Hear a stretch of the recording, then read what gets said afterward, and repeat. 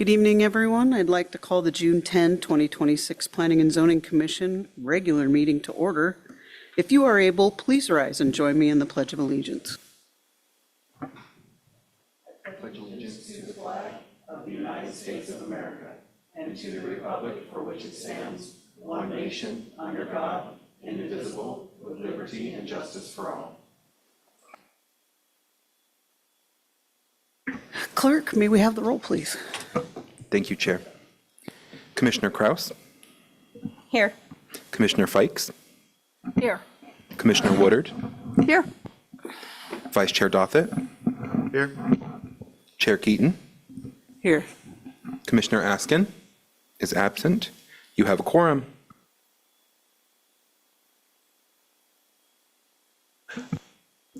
Commissioner Ersley. Present. My apologies. Sorry, Commissioner.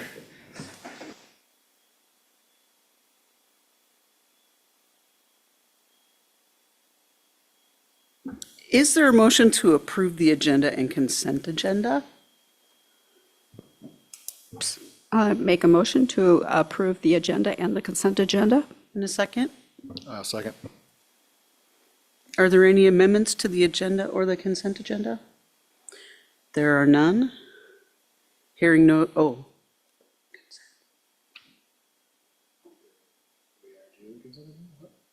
Make a motion to approve the consent agenda as presented. Second.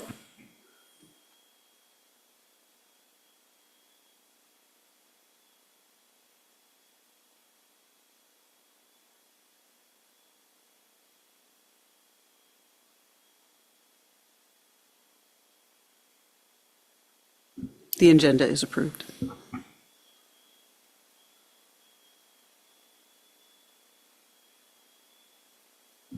We're now on C, scheduled public comment.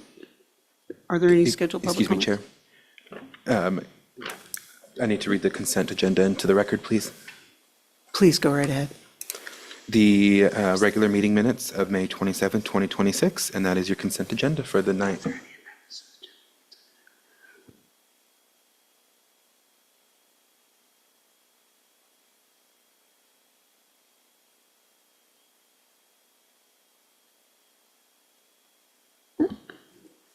Back to item C, scheduled public comment. We have none. Unscheduled public comment, item D. Is there anyone from the public wishing to speak to anything that is not on the agenda? Clerk, is there any remote attendees wishing to speak? No, there are not, Chair.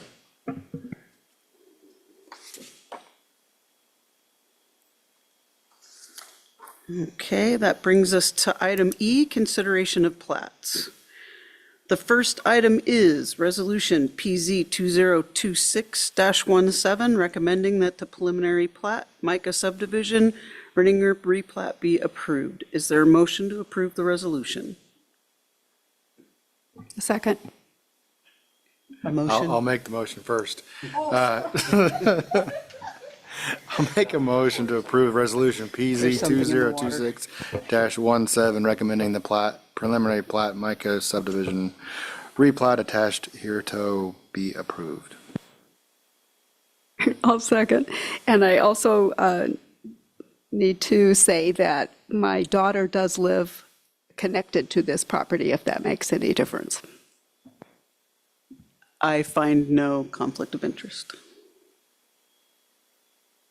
Director Buettner, may we have your report? Thank you, Chair Keaton. Preliminary plat has been submitted from Jason Schollenberg, PLS, on behalf of the property owner for a replat of Lot 156B, Micah subdivision, and Government Lot 155, Township 6 North, Range 11 West, Section 34, Seward Meridian, and vacating approximately 210 feet of the 30-foot wide Glacier Street right-of-way to create one parcel. Kenai Municipal Code, Chapter 1410 Subdivision Regulations states preliminary plats or replats must first be submitted to the city for review and provide recommendation to the Kenai Peninsula Borough Planning Commission. The proposed replat meets a minimum lot size of 20,000 square feet or approximately 0.47 acres for the rural residential zoning district. The size of the proposed lot is approximately 134,165 square feet or 3.080 acres. City water and wastewater are not available in this area. However, private water and wastewater have been installed on site and are subject to the regulatory requirements of the State of Alaska Department of Environmental Conservation. Direct access to the proposed lot is provided via Rainbow Drive, a maintained gravel city road. The portion of right-of-way along Misty Haven Lane to be granted this plat was granted by BLM Land Patent 50-65-0236 dated October 12, 1964, and is a continuation of the unimproved Misty Haven Lane right-of-way. The approximately 210-foot by 30-foot portion was granted to the City of Kenai at the Micah subdivision of Government Lot 156 and does not reflect a patented right-of-way, which are included in the attachments to this report. The Kenai City Council must declare the approximate 210 feet of the 30-foot wide Glacier Street right-of-way not needed for a public purpose and approve the vacation of these rights-of-way as shown on the preliminary plat. The City of Kenai Public Works Department has reviewed the preliminary plat and has no comments. Therefore, staff finds that an installation agreement is not required for the preliminary plat. During the field survey of the subject lots, it was discovered that the existing improvements encroach on the building setback and utility easement, thus making the improvement a non-conforming structure. The building file has been flagged and no construction or modification will be allowed that will increase the nonconformity of this structure. Staff finds that the preliminary plat for a replat of Lot 156B, Micah subdivision, and Government Lot 155, Township 6 North, Range 11 West, Section 34, Seward Meridian, meets the following requirements of Title 14 of Kenai Municipal Code sections and aligns with the intent of the Kenai Zoning Code. 1. Pursuant to KMC 1410-070 subdivision design standards, the preliminary plat for subdivision, subject to the listed conditions, provides utility and access easements, provides satisfactory and desirable building sites, and the existing on-site private water and wastewater system are subject to the regulatory requirements of the State of Alaska Department of Environmental Conservation. 2. Pursuant to KMC 1410-080, minimum improvement required, the access right-of-way within the proposed preliminary plat exists prior to this plat. The right-of-way is a continuation of existing street and is determined acceptable access. Therefore, an installation agreement is not required.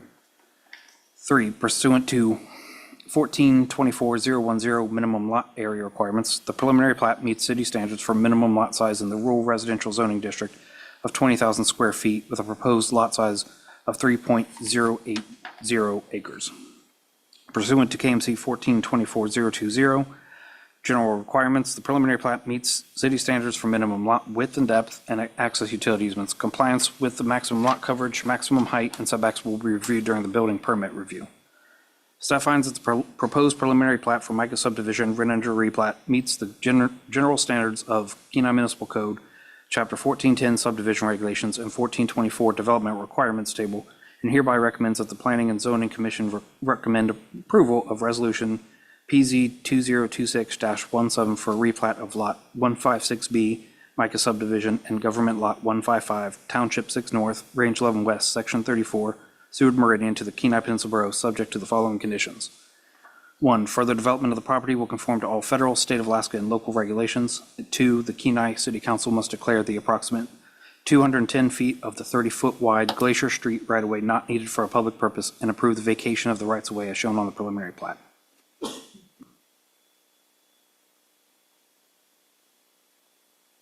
Thank you.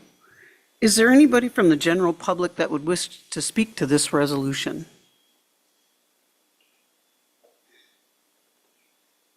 Is the petitioner here? No? Are there any remote attendees wishing to speak? No, there are not. Thank you. Seeing no one or no one else, we'll bring it back to the commission. Discussion from the commission. Yes, the chair. I just have a question.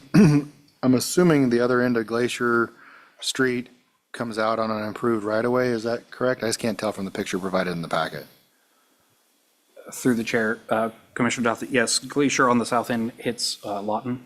It Okay. does provide access to 3 subdivided lots south of this. However, there is no extension of Glacier Street to the north.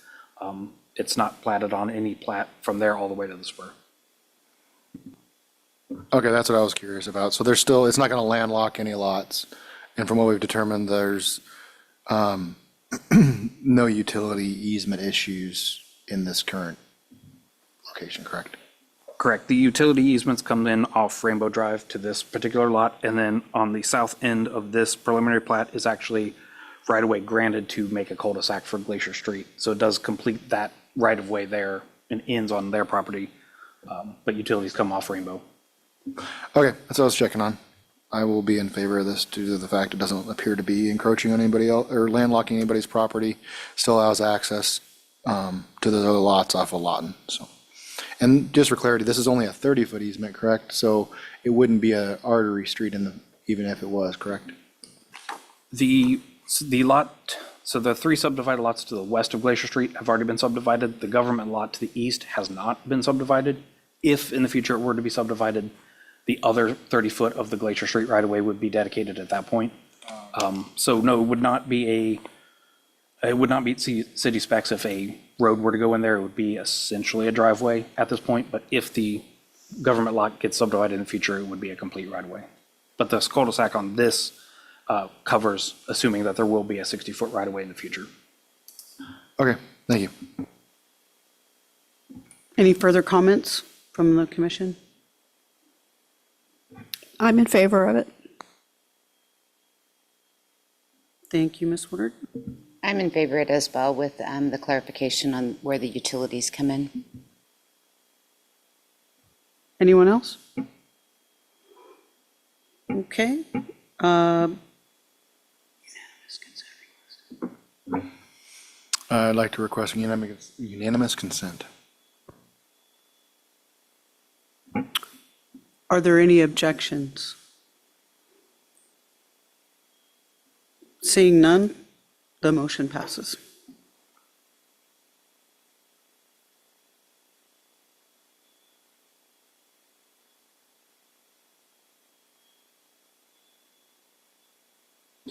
The second item is Resolution PZ 2026-18, recommending that the preliminary plat Thompson Park Myers Edition Number 3 be approved. Is there a motion to approve the resolution? I make a motion to approve Resolution PZ 2026-18, recommending that preliminary plat Thompson Park Myers Edition Number 3 attached here to be approved. I will second. Thank you. Director Buettner, may we have your report? Thank you, Chair Keep. A preliminary plat has been submitted from Edge Survey and Design LLC on behalf of the property owners for a replat of Lot 4A, Block 6, Thompson Park Replat Number 2, and Lot 6, Block 6, Thompson Park Addition Number 2, Township 5 North, Range 11 West, Section 1, Seward Meridian, to create one parcel. Kenai Municipal Code, Chapter 1410, Subdivision Regulations state preliminary plats or replats must first be submitted to the city for review and provide recommendation to the Kenai Peninsula Borough Planning Commission. The proposed replat meets a minimum lot size requirement of 20,000 square feet or 0.47 acres for the rural residential zoning district. The size of the proposed lot is approximately 52,577 square feet or 1.207 acres. City water and wastewater are available in this area. Property owners currently have water and wastewater services provided by the City of Kenai. Direct access to the proposed lot is provided via Wild Rose Avenue, a maintained paved city road. If approved, the owners intend to keep the 3840 Wild Rose Avenue address. The City of Kenai Public Works Department has reviewed the preliminary plat and has no comments. Therefore, staff finds that an installation agreement is not required for the preliminary plat. Staff finds that the preliminary plat for a replat of Lot 4A, Block 6, Thompson Park Replat Number 2, and Lot 6, Block 6, Thompson Park Addition Number 2, Township 5 North, Range 11 West, Section 1, Seward Meridian meets the following Title 14 of Kenai Municipal Code sections and aligns with the intent of the Kenai Zoning Code. 1. Pursuant to KMC 1410-070 Subdivision Design Standards, preliminary plat for a replat subject to the list of conditions provides utilities, access easements, provides a satisfactory and desirable building site, and the accessible water and wastewater systems are subject to the regulatory requirements of the City of Kenai Public Works Department. Pursuant to KMC 1410-080, minimum improvement required, the right-of-way within proposed preliminary plat exists prior to this plat. The right-of-way is continuation of an existing street and is determined acceptable access, therefore an installation agreement is not required. Pursuant to KMC 1424-010, minimum lot area requirements, the preliminary plat meets city standards for minimum lot size in the rural residential zoning district of 20,000 square feet with a proposed lot size of 1.207 acres. Pursuant to KMC 1424-020 general requirements, Preliminary plat meets city standards for minimum lot width and depth and access utility easements. Compliance with the maximum lot coverage, maximum height, and setbacks will be reviewed during the building permit review. Staff finds that the proposed preliminary plat for Thompson Park Myers Edition Number 3 meets the general standards Kenai Municipal Code, Chapter 1410 Subdivision Regulations, Chapter 1424 Development Requirements Table, and hereby recommends that the Planning and Zoning Commission recommend approval of Resolution PZ 2026-18 for a replat of Lot 4A, Block 6, Thompson Park, replat Number 2, and Lot 6, Block 6, Thompson Park Edition Number 2, Township 5 North, Range 11 West, Section 1, Seward Meridian, to the Kenai Peninsula Borough, subject to the following conditions. 1, further development of the property will conform to all federal, state of Alaska, and local regulations. And 2, add plat note, flood hazard notice. Some or all of the property shown on this plat has been designated by FEMA as a flood hazard area district as of the date of this plat and is recorded within the district recorder's office. Prior to development, the City of Kenai floodplain administrator should be contacted for current information and regulations. Development must comply with Chapter 1430 of the Kenai Municipal Code. See FEMA Firm Panel 02122C-0240F for information on floodplain zone XU. Thank you. Is there anybody from the general public who would wish to speak to this resolution at this time? Okay, seeing no one, we'll bring it back to the commission. There's still nobody up. Okay, and for discussion from the commission. Is the petitioner for this available, or?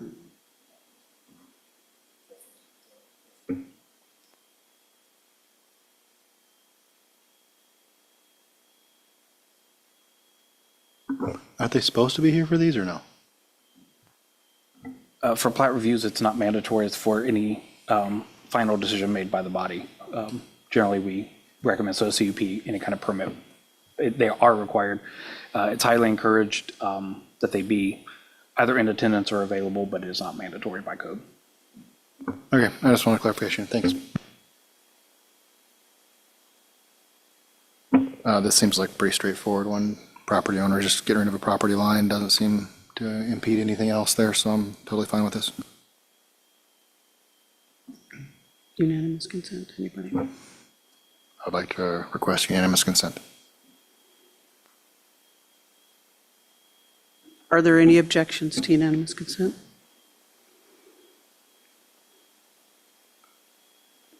Seeing no objections, the motion is passed.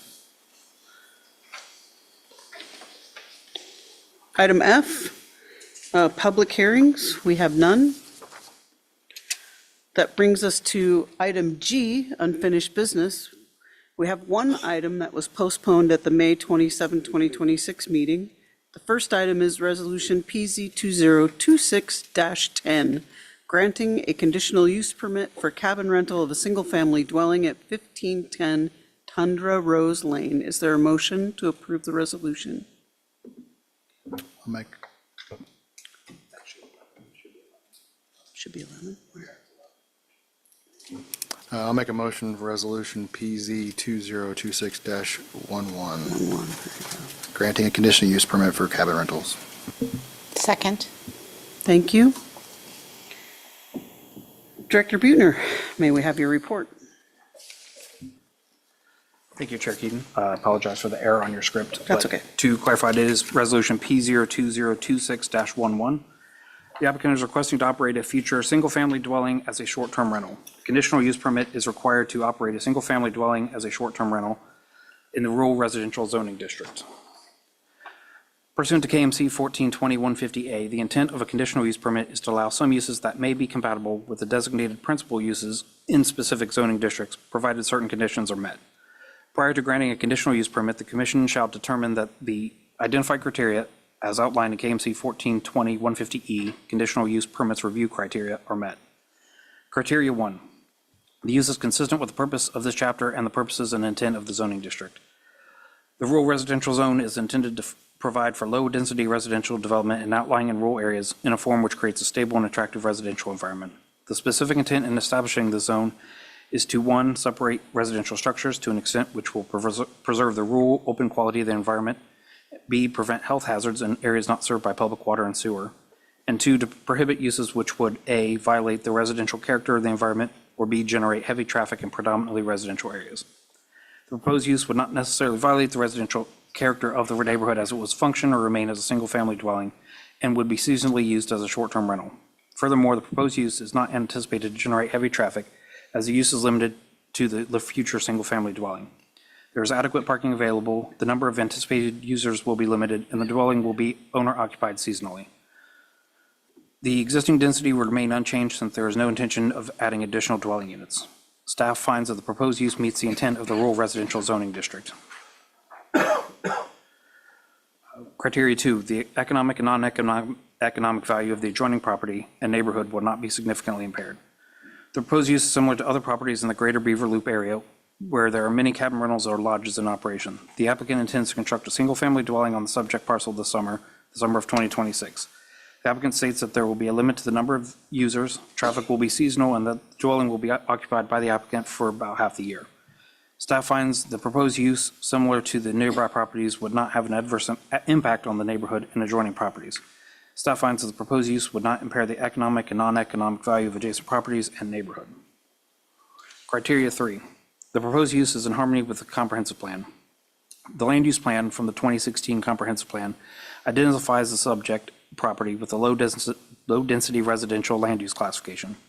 The low-density residential land use classification is defined in the comprehensive plan as low-density residential because of location and poor site conditions is intended for large lot, single-family, low-density residential development. The area will typically be developed with individual on-site water supply and wastewater disposal systems. Streets will typically be constructed to rural street standards, i.e. gravel, and sidewalks will not be typically included in the subdivision design. Rural residential becomes low-density residential to avoid confusion with zoning category. The surrounding uses are a mix of residential, commercial, and recreational uses. The proposed use would be compatible with the existing uses and would not require any buffer between surrounding areas since most lots are 1 acre or larger.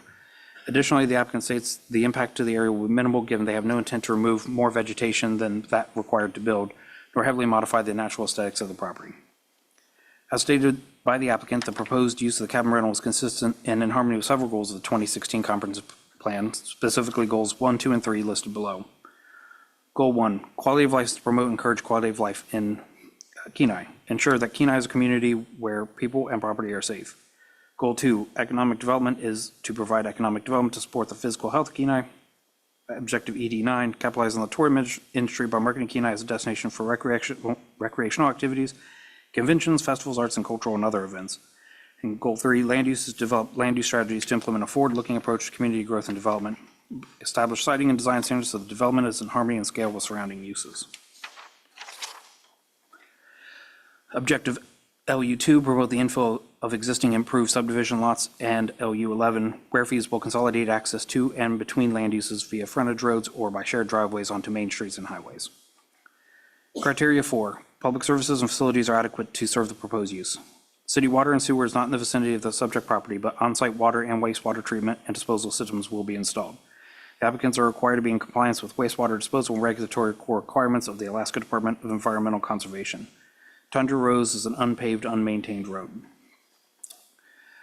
Criteria 5, the proposed use will not be harmful to the public safety, health, or welfare. There is adequate parking and buffer for the proposed use to minimize the impact of the surrounding area. Staff finds that the proposed use falls in line with other property uses in the area and will be indistinguishable from surrounding uses. It is not anticipated that the continued use will be harmful to the public safety, health, or welfare. As noted by the applicant, the proposed use will not be harmful and the impact on the neighbors will be minimal. There's a natural buffer zone around the properties and they intend to maintain and enhance those zones for a feeling of privacy and seclusion. Criteria 6, any and all specific conditions deemed necessary by the commission to fulfill the above mentioned conditions. These may include but are not limited to measures relative to access, screening, site development, building design, operation of the use, and other similar aspects related to the proposed use. Staff finds that allowing short-term rental activity in the planned single-family dwelling would not cause any adverse impacts to the surrounding property. Staff finds that additional specific conditions are not deemed necessary to fulfill the above-mentioned conditions. Pursuant to Kenai Municipal Code 1420-280C, notices of the public hearing for the conditional use were mailed to property owners within a 300-foot periphery of the subject property. City staff published notice of the public hearing in the Peninsula Clarion. City staff submitted an affidavit of posting verifying a sign was placed on the parcel with information on the public hearing for the conditional use permit request. No public comments have been received at the time of this report. Staff finds that the proposed use or conditional use permit of a cabin rental in the planned single-family dwelling on the property described as Lot 3, Block 1, Wild Rose subdivision meets the criteria for issuance of conditional use permit as set forth in sections E1 through E6 of Kenai Municipal Code 142150, and hereby recommends that the Planning and Zoning Commission adopt Resolution PZ 2026-11, approving the conditional use permit subject to the following conditions. 1, any development or use of the property shall comply with all applicable federal, state of Alaska, and city regulations, regardless of whether or not the requirements are listed as conditions for the approval of the conditional use permit. 2, pursuant to KMC 1420-150F, the applicant shall submit an annual report, including a summary of on-site activity, to the city of Kenai due no later than December 31st of each year. The applicant or representative of the applicant will meet with city staff for on-site inspections when requested. 4, if there is an expansion, change of use, or sale of the above described property, the applicant will notify the city and a new conditional use permit must be obtained if applicable, as stated in KMC 1420.150L5. The applicant will have a routine fire inspection performed every 2 years. The applicant will ensure that the property will be adequately maintained and kept free of trash or junk. 7, quiet hours will be observed from 10 p.m. to 6 a.m. daily.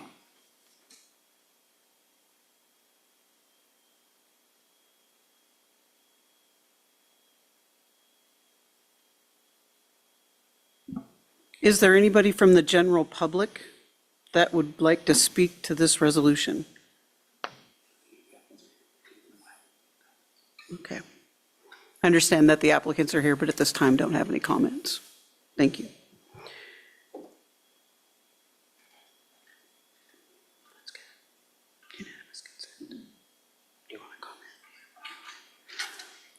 Do the commissioners have any comments?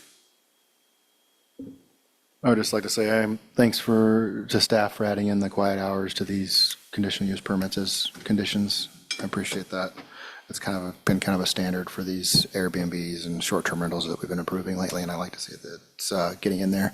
I guess I just had one question. Where does the applicant, or who's the land going to be managed by in the summers? Is the applicant planning on living on the property during that time? I guess I didn't clarify that during the time frame. The button, it'll turn red. Just kind of curious of who's going to be managing or who's there. Who do we call if there is an issue, so to say? We intend on being here most of the time, but if we do rent it out, if it does turn into where we start renting it out, we will have a property manager. We're 3,500 miles away. Okay, as long as there's going to be some kind of a property manager or somebody to contact if there's an issue. That's what I was curious about. Thank you.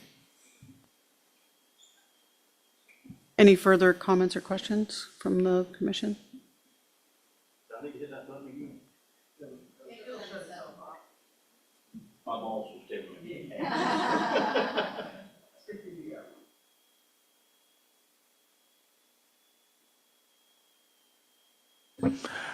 Based on that, I would like to request unanimous consent.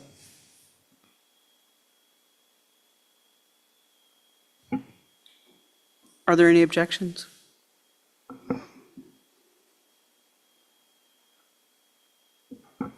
The motion passes.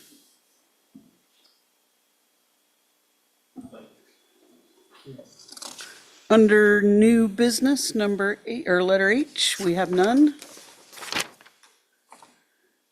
I, reports. Planning Director. May we have your report, please?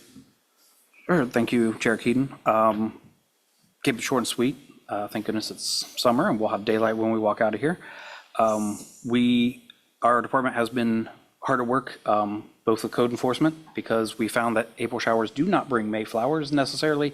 They bring code enforcement cases. So we have been actively working a lot of different ones, so we should have updates. Plan to provide those as informational items going forward. We also have been working on a couple of grants. So we did a Safe Routes to School, or no, just kidding. Safe Streets for All that mimicked a Safe Routes to School grant application for improved sidewalks and street lighting along Lawton and Tinker. We did get a letter of support from Canisius with that one, and the school district actually. So it was definitely showing that there's some partnership there. I think if it gets funded, I think it's a very competitive application. This particular area is the #1 priority for the entire borough, so we're crossing our fingers we're going to be successful, and that will turn what was just going to be a repaving project into a full-scale redo of Lawton and Tinker in that area. We're doing another one for Fish Passage culverts currently. It's due at the end of this month. We've worked with both tribes and with Watershed Forum, reached out to them, so we're also hopeful that this might actually get some culverts between Cemetery Creek, with the city cemetery all the way down to North Beach, so that juvenile salmon can get up into the freshwater streams and have a good life cycle, so hopefully keep the numbers up. And we'll be working, I think, with the Parks and Rec Department later this summer for another one to look at Old Town Park improvements potentially. That's still TBD, but we're looking at finding additional grant opportunities just to move a lot of these projects. It's one thing to be in a plan. I mean, planners love plans, but we also want to see them executed. They don't like collecting dust on a shelf, so we are trying to move some of these projects forward. And going forward, maybe bring you just some summaries of what's going on, just so you're more aware, because people may ask you questions in the community. But that's a snapshot of what we're doing. Yes, just a real quick question on the Old Town Park. I know there was mention of grants. I know we were hoping Canisius was going to step up with some grant application or some help on that. Have we heard anything on that front? The conversations are ongoing, but we're probably going to take a more phased approach, so we may not take the Cadillac version that do everything all at once. We may chunk it out, and a lot of times if a funder funds phase 1 and it's done successfully, you can go back and say, hey, we're on phase 2, phase 3, and that way if there's more opportunities to take little bites at the apple, but also more opportunities for other entities, whether it be our Friends with the Tribes or private foundations, other ways, so that the funder isn't the only one with, money in the bag. It's a little bit of everything. So we think that the smaller phased approach is going to be a little bit more successful, but ultimately get to where we want with a full redo of some of our facilities. And maybe, have we reached out to Salamantoff too? I know they're big into the children and helping out with that as a possibility. I know it's not in quite their neck of the woods, but I know they might be interested since the NYO portion of that. Yep, we have a open dialogue. We have an MOU with both of our tribes here, and right now our city manager is that liaison between, but we've been working actively to send letters of support templates and ask them to review certain documents as well, just to make sure that we're capturing stuff on their behalf that may not be my forte in writing a grant. I don't want to misrepresent, their history too. So yes, they are definitely active partners across the board.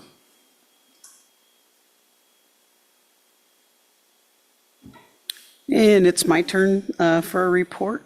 I don't have much of a report. I just would like to continue to thank everybody for their participation and exercising their ability to come and speak to us and ask questions. And thank you very much, everybody, for participating. Commissioner Fikes. All righty.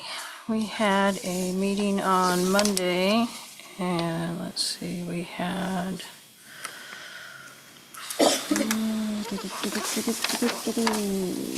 an ordinance authorizing the acquisition of property in the Soldotna area for the hospital. So if everybody's familiar with the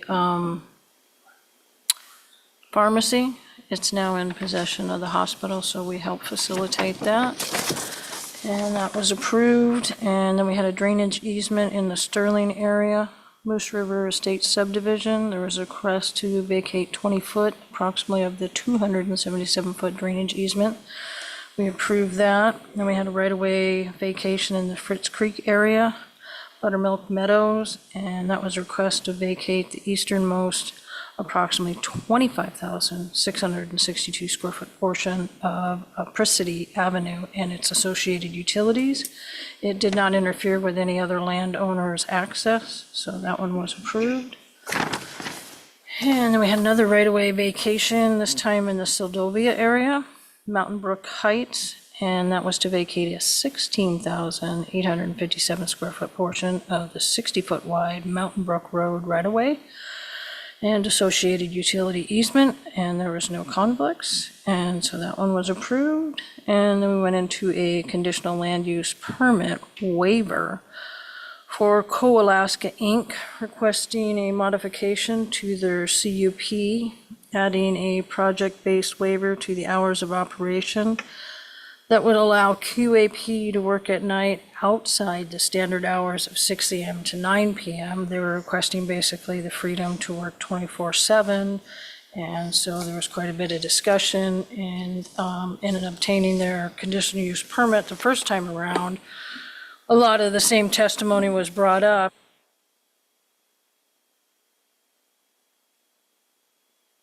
And so when it came back around for a waiver, there was no new evidence to support it, so it was declined.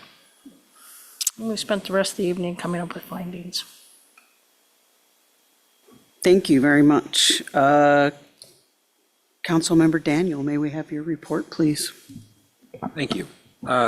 Council was busy last meeting, lots on the agenda. I'll hit some of the highlights. I'm sure there'll be some questions. I'll do the best I can here, but budget was passed with some surprising additions. We had an addition to capture leakage at the airport for runway fees and landing fees, which will hopefully be a self-sustaining investment. And then another amendment for the budget was to upgrade the technology in this room, which I'm really excited about for ease of meetings, for more public participation.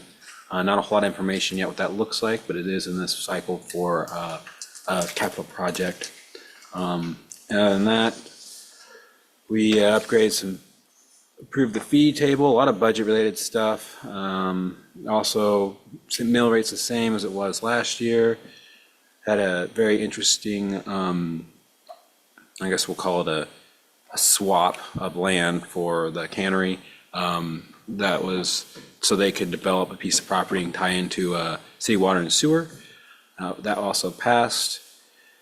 And then, let's see here, another vacation that was contentious before it passed this time over in the Wildwood area. Since that project's now moving forward. And let's see, what else would be of note? Oh, the camping deal. So the camping deal that came from this body, it was passed by council, but it was, there's some changes to it, basically just cutting it down to more of if it's a campground versus not. So 2 or more tents is kind of where they landed, 3 or more, thank you. So for that clarification. So all the other stipulations were removed. There's some concern that people wouldn't be able to use their property to camp, like for the kids and whatnot, but at least we got something on the books, so I'm very excited there's something to nothing, because the way I was looking, it wasn't gonna go, and so that was the compromise. So, that did pass, but one thing I do wanna bring your attention to, just so in case you get asked for it, is ordinance number 3510, 2026. This is the one that we took the bite multiple times to rezone that conservation to suburban residential area on the Princess Street back there. So that was a split vote on the council. It could have gone either way, but it did get enacted as suburban residential, not RR1. So that's how that ended up playing out on that one. But I'm happy to answer any questions. I know there's a lot in here, but I don't want to go through everything. So if it's something you want to know, let me know. I have a question about the camping ordinance. 3 or more tents. Is there a lot size? Did you guys attach any geographic? that to was it. Okay. So And then what's the time span? How long can they do it? The duration of the summer or? yeah, there's no Okay. time limit. So and as I mean, excuse me, I'm getting out of my reporting hat, but I would be curious to see what the data looks like after the summer to see if we need to tighten that up. So. Excellent, thank And we you. may have to take another pass at it. The RV ordinance may need to take another pass at it, or the RV piece too. But I am happy we got something on the books instead of nothing, which we had before. Okay, thank you.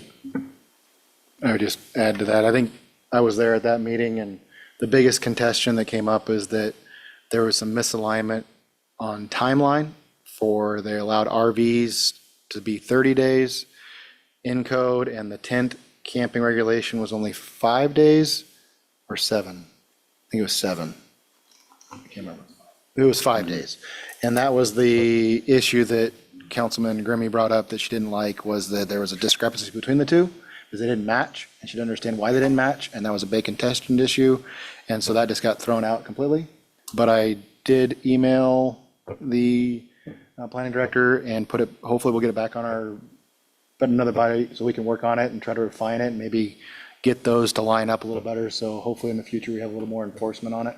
Because the 3 tenths was what was decided on as a little bit of something, but the time frame, which is what we were looking for, I believe, didn't get put on, and I think the biggest contention on that was the 30 days versus 5 days. So hopefully we'll be able to come back and look at it a little bit more. Correct. That was exactly it. One other thing I want to add to that I forgot to mention, not related to the tent, but camping is, in case you could ask, the pools.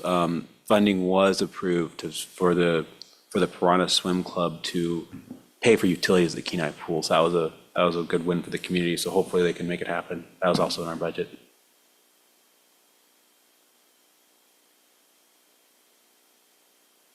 Anyone else have any questions for Councilmember Daniels? Thank you. Is there anyone from the public wishing to comment? Are there any other people up there? Okay, They are not. all right. Where's my council thing? Okay, all right. So the next meeting attendance notification is for June 24th, 2026. Please note, is anyone planning to be absent or attending remotely? I will not be here and unable to attend remotely due to the fact I'll probably be in Canada somewhere. I'm not logging into Starlink, I'm sorry. I'll probably be driving like a madman to get up here by then. Picking up my son from college. Okay. Commission comments and questions. Commissioner Ersley. Director Buhner, that's exciting that you submitted the grant for the lighting on Lawton and Tinker, and I'm happy to see that you got it submitted. Commissioner Woodard. Well, I'm enjoying the sunshine, planted my flowers, weeded, and I'm finally able to stand up without pain.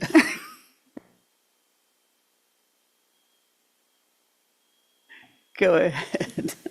I did notice that the meeting for tonight was on Facebook, and I did see people sharing it, so thank you. That was great. Excellent. Commissioner Fikes. All good. Commissioner Dothett, or Vice Chair Dothett. Not a whole lot. The other thing, one thing I would like to hopefully put is maybe we can look at some ideas for these conditional use permits for a recommendation to council for short-term rentals to maybe update that code a little bit. Maybe we can have a work session on that to streamline these. So maybe we can do just instead of having to do the conditional use permit, maybe just an application or some kind of a one-page form that they get, and we don't have to keep hearing a bunch of these as much, and they can just sign on, kind of like Soldotna did. I'd love to hear that also. I agree.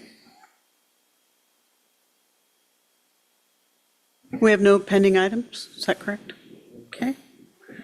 Seeing no further business before this body, we are adjourned.